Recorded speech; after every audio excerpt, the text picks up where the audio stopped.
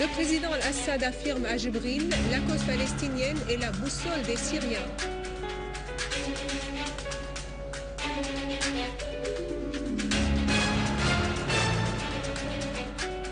Explosion d'une voiture dans un parc à Saïda Zeynab.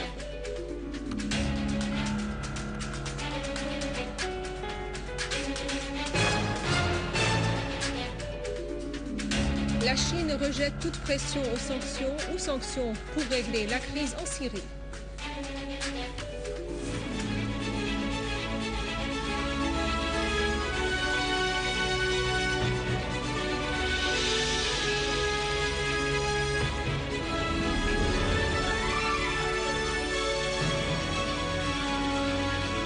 Bonjour, après les titres, voici notre journal. Le président Bachar al-Assad a reçu hier M. Ahmed Jibril, secrétaire général du Front populaire de la libération de la Palestine, commandement général et la délégation qui l'accompagne. L'entretien a porté sur la conjoncture prévalente dans les territoires palestiniens occupés et les violations commises quotidiennement par les forces d'occupation israéliennes, notamment la poursuite de la construction des colonies en Cisjordanie en vue de resserrer l'étau sur la ville d'Al-Quds au moment où le monde entier est occupé par ce qui se passe actuellement dans la région.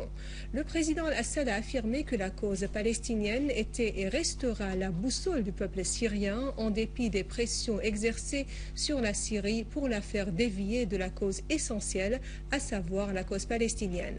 Pour sa part, M. Jibril a affirmé le soutien du FDLP, commandement général, à la Syrie, qui s'est toujours tenu aux côtés du peuple palestinien et des mouvements de résistance nationale.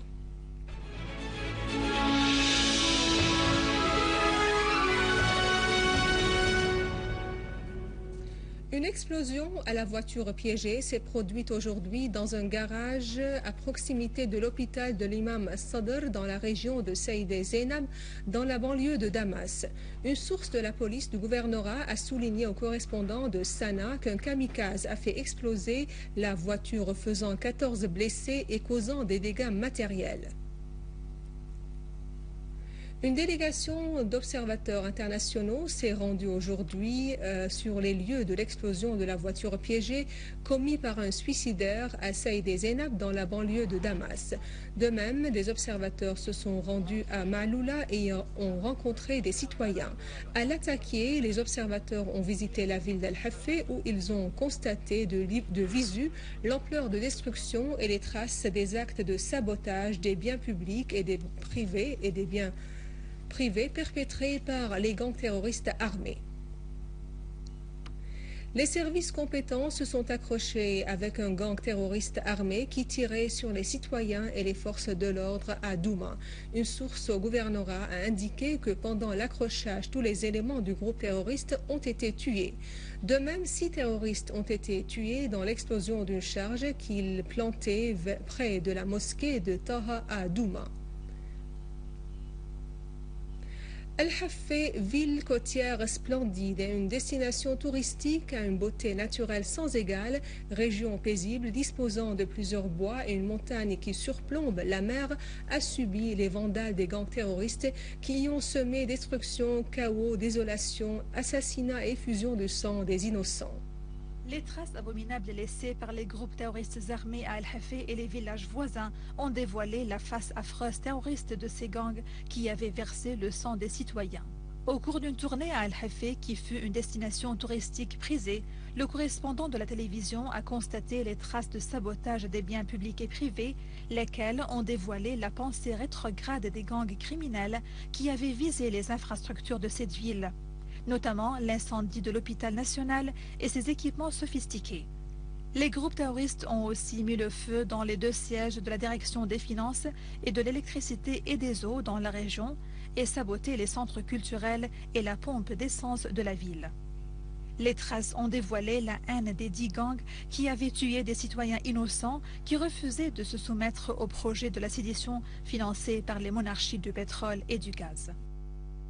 À Alep, les étudiants de l'université d'Alep ont exprimé leur attachement à l'unité nationale et leur soutien aux réformes, ainsi que le rejet de l'ingérence étrangère dans les affaires intérieures de la Syrie.